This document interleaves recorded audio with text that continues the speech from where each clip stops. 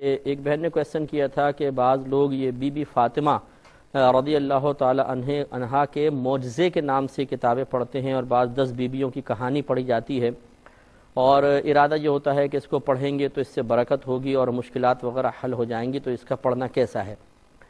تو یہ ہم آپ کی خدمت میں عرض کر رہے تھے کہ پہلی بات یہ ہے کہ جو اس قسم کے کتابچے لکھے گئے ہیں، اس میں کسی کو انکار نہیں ہو سکتا کہ کسی صاحب علم شخص نے نہیں لکھے ہیں، بلکہ اس کے لکھنے والے کا نام تک نہیں معلوم، مجہول شخص نے لکھے ہیں۔ اور ہمارے مطالعے کے مطابق جس کسی نے لکھنے کی کوشش کی ہے، اس نے ویسے تو خاندان رسالت کی عزت اور عظمت بڑھانے کی کوشش کی ہے، لیکن معاملہ یہ ہوتا ہے کہ جب کسی غیر عالم کے ہاتھ میں قلم آ جائے تو وہ اچھے قصد و ارادے سے بھی کام کرے تو بسا اوقات الٹا ہی کام کر دیتا ہے، جس کو یوں کہا جائے کہ نادان دوست سے دانا دشمن بہتر ہے، ایسا ہو جاتا ہے۔ تو اس میں بی بی فاطمہ رضی اللہ تعالی عنہا کا جو لکھا ہے کہ معجزہ، پہلی بات یہ کہ معجزہ صرف نبی سے صدور پذیر ہوتا ہے، غیر نبی سے تو ہوتا ہی نہیں ہے، ایک سب سے بڑی جہالت تو اس میں یہ ہے۔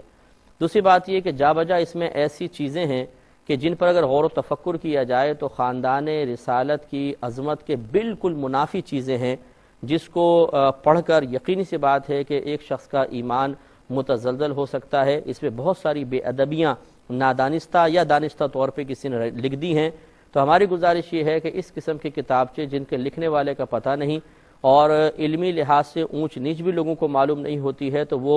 عقیدت کے اندر ایسی باتیں پڑھ دیتے ہیں جو خود عقیدت کے خلاف ہوتی ہیں، تو اس سے بہتر ہے کہ ان کو ترک کیا جائے اور قرآن عظیم پڑھا جائے۔ قرآن عظیم ایک ایسی کتاب ہے جس پہ شک کی کوئی گنجائش نہیں ہے۔ اگر آپ کو مشکلات کا حل چاہیے، آپ کو برکت چاہیے، آپ گھر میں قرآن مجید پڑھیں، اور پڑھنے کے بعد اللہ تبارک و تعالیٰ کی بارگاہ میں دعا کریں، انشاءاللہ دیکھیں آپ کی مشکلات کیسے حل ہوتی ہیں۔ تو اس قسم کے کتابچوں کو ہرگز نہ پڑھا جائے۔ ان میں نے جیسے کہ آپ کو عرض کیا کہ بہت ساری ایسی باتیں لکھی ہیں کہ جو خاندان رسالت کی عظمت کے بالکل خلاف باتیں ہیں، تو ان کو ترک کیا جائے۔